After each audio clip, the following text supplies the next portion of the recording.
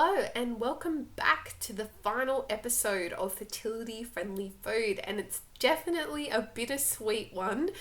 The thought of it being the last episode of the season is both exciting and a little bit sad. I'm really excited because I have a really good plan for season 2 and it's going to be completely different to season 1, so I'm really excited for that. But yeah, it's sad to be saying goodbye. 12 episodes in total, and yeah, it's kind of a little bit sad. But anyway, diving into today's topic, we're talking all about, off the back of episode 10, which was about gut and hormones, we are talking about periods, pooping, and IBS. And IBS associated with particularly endometriosis and also PCOS, which is one that is commonly not thought of or heard of. So I thought I would dive in first and foremost by talking about a very common symptom that women have on or near their period, which is funky poops, or what I call period poops. Now, girl, we're already talking about periods and all sorts of other business in here. So if the word poop or stool or feces makes you giggle, I think I'm going to desensitize you in this episode with the amount of times I'm going to say these words interchangeably. So a lot of women that I see, and also just that I ask in my life, tell me that their poos on or near their period are a bit weird. So they're either looser than their usual, or they tend to get a little bit constipated, and they're just, kind of accepted this, thought it was normal, and to a degree it's kind of normal. But if you're wondering why this is the case, then I thought I would start this episode by diving into this first before we go into the nitty-gritty of IBS, PCOS, and endo. Okay, so the main reason why women experience some funky stools around their period is because of a chemical messenger called prostaglandins. Now, prostaglandins are in fact not a hormone like estrogen or progesterone, but rather a chemical messenger that is produced at the just before and during the first few days of your period. And these are the chemicals responsible for the uterus's contractions, aka cramps. And so these are not the fun guys to have around. These are the things causing the cramps and the pain, or at least contributing significantly to them. However, prostaglandins can also act on other smooth muscle, which is found in many of our organs, including, of course, our bowels. And so prostaglandins can in fact cause overcontraction or undercontraction of the bowel around the time of our periods. And so this is the main explanation as to why most women experience some kind of pooping abnormality around the time of their periods. So what can you do about it? We're going to dive into this a little bit more later on. The next thing I want to introduce to you is a little bit about IBS, or Irritable Bowel Syndrome. Now, 15% of Australians are affected by Irritable Bowel Syndrome, and women are 2 times as likely to be diagnosed with the condition compared to men. So it is something so common that I see in my practice, and also tends to coincide a lot with different hormonal issues too. So we're sitting here tackling hormone issues from a dietary perspective, as well as gut issues from a dietary perspective. So IBS is really a diagnosis of exclusion. So this means other conditions such as celiac disease, a parasitic infection, diverticular disease or diverticulitis, or even inflammatory bowel disease, or gynecological conditions such as endometriosis have to be excluded before you actually receive a diagnosis of IBS. And this is commonly not known by many of the people that I see. And so I'm often sending so many back for testing. So before we dive into the relationships that we see between PCOS and endo and IBS, I thought I would take you through the diagnostic criteria, which are called the Rome criteria for irritable bowel syndrome. So I'm going to read it verbatim.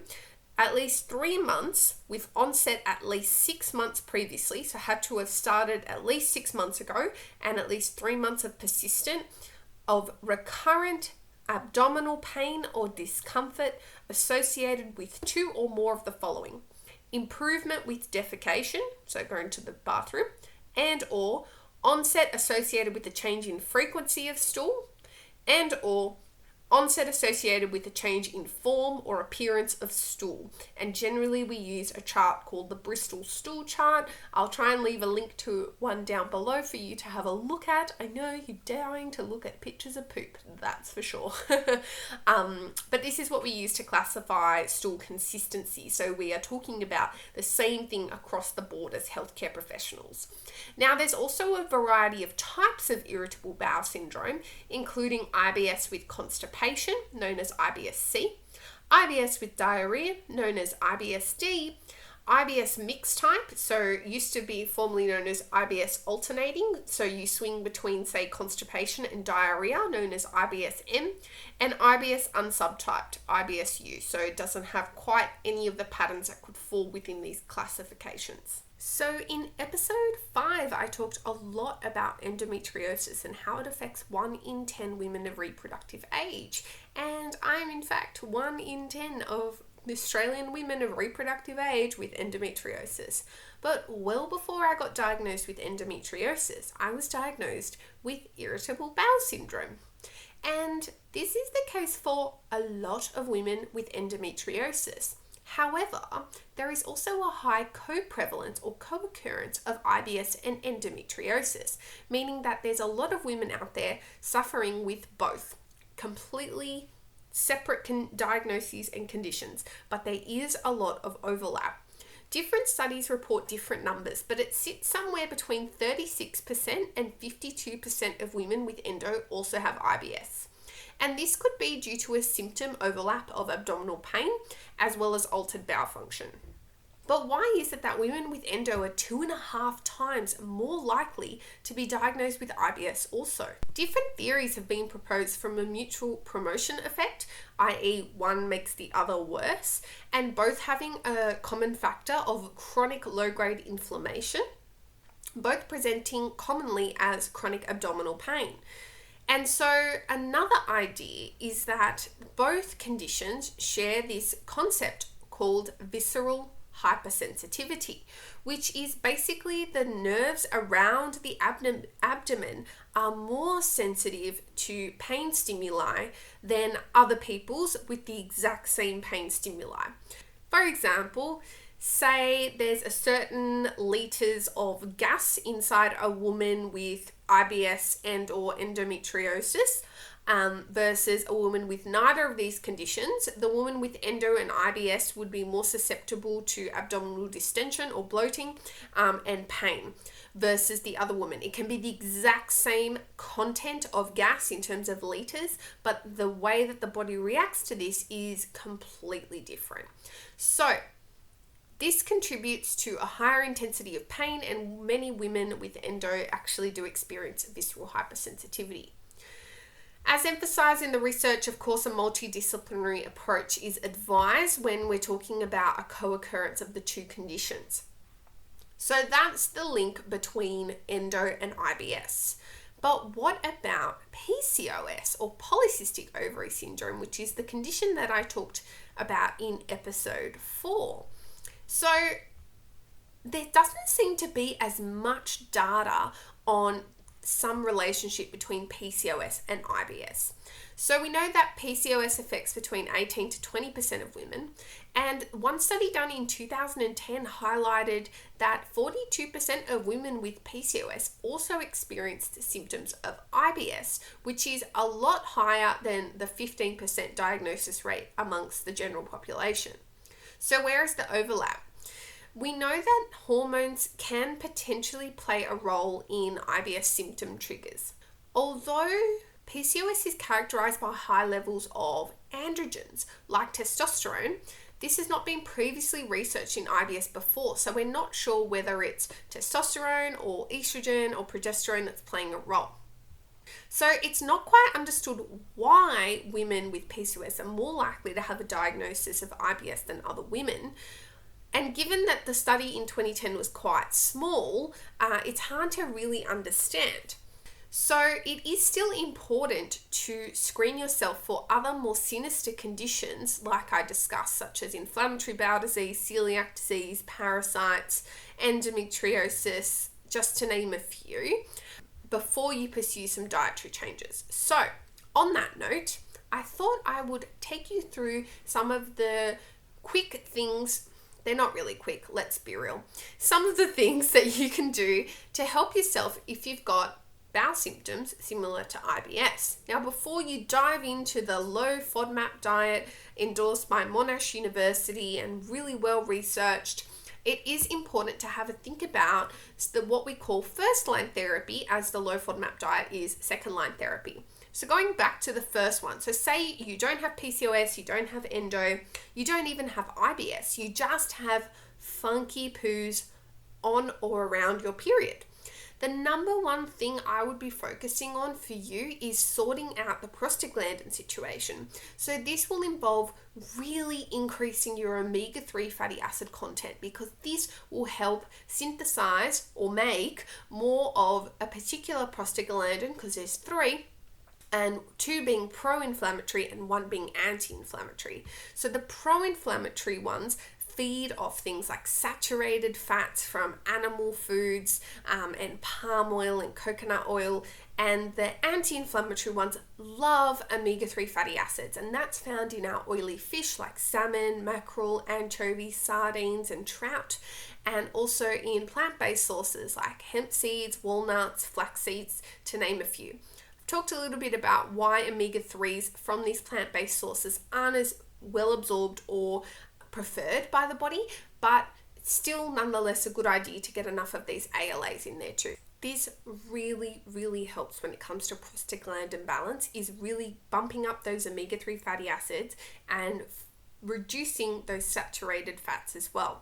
And in the meantime as well, focusing on our plant-based foods, so not a vegan diet, but foods that are plants like fruits, vegetables, nuts, seeds, legumes, beans, extra virgin olive oil, in addition to our oily fish, are what we really want to be focusing on when it comes to prostaglandin balance and reducing those unwanted, loose or not so loose bowel motions on or around our periods. The next, if you are experiencing constipation and diarrhea, is to consider your fiber intake. And a lot of people ask me, well, what is fiber? So fiber is the undigestible component of food by human enzymes. And in fact, most of us worldwide can't even agree on a definition of fiber. So it's safe to say that many people don't know what fiber is anyway. So there are different types of fiber. There are 3 main kinds: soluble, that dissolve in water and make the stool a more gel-like consistency and theoretically slow down how quickly the contents of the bowel moves through the gut. So this has a slowing down effect. So if you have, say, looser bowel motions, or things are moving through just a bit too quickly because of all those smooth muscle contractions due to those pesky prostaglandins, then you definitely want to be focusing on soluble fiber. Insoluble fiber doesn't dissolve in water. And so this is your rough stuff. This is the skin on apples and potatoes and on our fruits and vegetables. This is the roughage. And roughage helps things move faster through the bowel. So this is great, particularly if you've got constipation. And then the third type of fiber is known as resistant starch. And resistant starch is found in cooked and cooled rice, pasta, legumes and beans as well as cooked and cooled potatoes. The role of this type of fiber is to actually nourish and feed the colonocytes or enterocytes, the cells that actually line the bowel, and nourish them and help them produce more short chain fatty acids as well, which is really critical for the health of our bowel. So as you can see, it's not a carbohydrate free diet that's going to help you when it comes to sorting out bowel motions. And I think in theory, this whole low carb revolution has probably triggered a few more gut kind of issues for some people as well, because this is what our gut bacteria love. and they love fiber. So feeding them fiber and modifying fiber balance can help when it comes to managing your stool consistency or frequency on or around your period. So that's one tip. The other tip around bloating is to avoid things that are really tight. Load up on things that are like peppermint tea. You can even use peppermint oil capsules, which you can generally get at the pharmacy for symptom management. And there's a few also kind of herbal concoctions that have been clinically tested to help with IBS symptoms. So these are the ones that I kind of use in my tool bag for just symptom management. If you know you're going out or going on holiday and you're definitely going to get some symptoms and you can't avoid a potential trigger, say it's alcohol or say it's caffeine or say it's high fat foods that you might be eating out or on holidays, then this might be a strategy that you can use. I also named some other irritants to the bowel that aren't necessarily FODMAPs.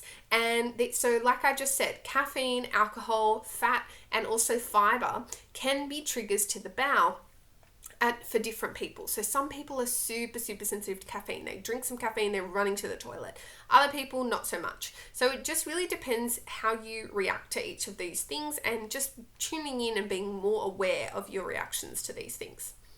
The other thing is about stress and anxiety on the gut-brain axis. So the vagus nerve runs between the brain and the gut, and this is a two-way street. So if we have an anxious, unsettled mind, then our gut can become unsettled too. So focusing on actually our brains and our mental health can really make a difference when it comes to gut symptoms. And I think that this is one of the most powerful tools. In fact, there was a study done comparing a 12-week yoga trial versus the low FODMAP diet, and there was equal results between reducing IBS symptoms in both groups. So 12 weeks of yoga classes for one group and 12 weeks of the low FODMAP diet for another group. And they were equal in benefit. So this just really goes to show the role of relaxation and movement when it comes to the gut-brain axis and also the symptoms of IBS. So it's totally worth thinking about, whether that's a mindfulness app. I really love Headspace and Calm, or signing up for a yoga class. These can all be really good ways to not only do some self-care, but also tackle your symptoms of IBS, say. The last resort, the absolute last resort, is going on a restrictive diet like the low FODMAP diet. The biggest misconception about the low FODMAP diet is that it is lifelong. This is not true. The period of reducing the FODMAP load, also known as the substitution phase, should not last any more than a maximum of 6 weeks. 6 weeks. 6 weeks. Not 6 years. 6 weeks. Sorry, I know I repeated that a lot, but I see so many people on restrictive low FODMAP diets like they're doing the elimination or substitution phase for years, and this can potentially be causing other issues in the gut because we are starving them of the prebiotic fibers that they love, because FODMAPs are in fact fermentable carbohydrates that the gut microbiome absolutely loves. So depriving them of these critical fibers for so long could potentially be really harmful to the dynamic and the balance of the gut microbiota. So what we want to be doing is, if you are going to even consider the low FODMAP diet for managing your IBS, is 100% you need to be booking in with a dietitian. Do not do this alone. This is the one thing I'm so non-negotiable about. You know, there's one thing about reading blogs from even dietitians like me and taking the best bits and implementing and running with it. Amazing, great. I'm all about accessibility. But the FODMAP diet is not one you want to be flying solo on. Every single woman I've seen that's flown solo on it has come back and seen a dietitian and been like, I don't know what I was doing. It was complicated. I think I did it wrong. I think I need to do it again. You don't want to do it again. Do it once, do it well, and do it with supervision. So the first phase, 2 to 6 weeks, is a substitution phase where you substitute high FODMAP foods for lower FODMAP foods. It's not a complete elimination. The next phase is about challenging. So if you've got a symptom improvement in that first 2 to 6 weeks, then we would consider going to the challenge phase. Now, I always say it's really up to you as a person to determine whether the low FODMAP diet has given you enough of a benefit to your symptoms and therefore your quality of life before we proceed to challenging. And this is really a personal decision. So many of you ask me, oh, do you think I should do it? I don't really know because I don't know your body. So you need to make that decision. If we go on to challenges, this is what it would look like. You systematically reintroduce singular FODMAPs, which there are about 8 to 10, and then there's also combination challenges for those who are interested or willing to do so. It really just depends. This can be customized. So if you already know you're lactose intolerant, no point challenging lactose. We already know what's up. If you already know garlic and onion don't sit well with you, but you're only trying to work out your threshold, it might be worth challenging. If you have no idea what, mushrooms or cauliflower do to you, the FODMAP mannitol, then it's probably a good idea to challenge them, especially if these are part of your regular diet. The goal is to systematically reintroduce the different FODMAP groups at increasing doses to see at what point you get a symptom, if a symptom at all, so we can determine what we call threshold tolerance, or your tolerance level. So that is the critical part, is a short phase of reduction and then a challenge phase of systematic reintroduction and seeing whether we can correlate the reintroduction of a certain FODMAP food group with your symptoms. The final phase is to review the challenge results and customize the diet and liberalize the diet to include all foods except those that you showed some reaction to, and not completely eliminating these foods, but in fact incorporating them, but at or below the threshold dosage. So say, for example, you can tolerate only half a teaspoon of garlic, then we wouldn't eliminate garlic in its entirety because it has prebiotic benefits. We would incorporate garlic at half a teaspoon, say maximum every 1 or 2 days, and see how we go from there to try and minimize symptoms. So it's all about having the most open and flexible diet that makes life easy without getting symptoms. And that's really the sweet spot we're looking for here when it comes to the low FODMAP diet. There is so much more to talk about in the low FODMAP diet, and you 100% need to book with the dietitian if you are struggling with this. If you can't afford to see a dietitian, I really, really recommend my colleague Chloe McLeod's The FODMAP Challenge, which you can do self-directed online, and it is completely designed by a dietitian. 100% recommend it. Check it out. I'll leave a link in the show notes for you. There are so many other approaches to IBS I could talk you through as well, but I'm trying to keep the episode short, and this has definitely been my longest episode. So if you want to learn more about IBS, I do have a few blogs on my blog post, and I'll also leave some awesome resources, including books and blogs that I love to read and recommend to my clients to learn more about IBS and gut health as well in general. So that's a wrap on my final episode for Fertility Friendly Food, the first season. It was all about poop, periods, PCOS, and endometriosis. I will be back for season 2 soon. In the meantime, stay tuned on my social media at @the_dietologist on Instagram and at the Dietologist on Facebook. And you can find me on Twitter too, which is @the_dietologist as well. But I'm definitely most active on Instagram. So definitely check me out there, and you'll be probably one of the first people to know when season 2 is returning. Don't forget to download my free preconception lifestyle checklist for him and for her at thedietologist.com.au/freebies. And of course, join the conversation and the group Fertility Friendly Food on Facebook for more free and practical information about fertility and nutrition. Until next season, please leave me a rating and a review. It really helps me spread the message far and wide about all things fertility and nutrition. And I will catch you soon. Bye-bye.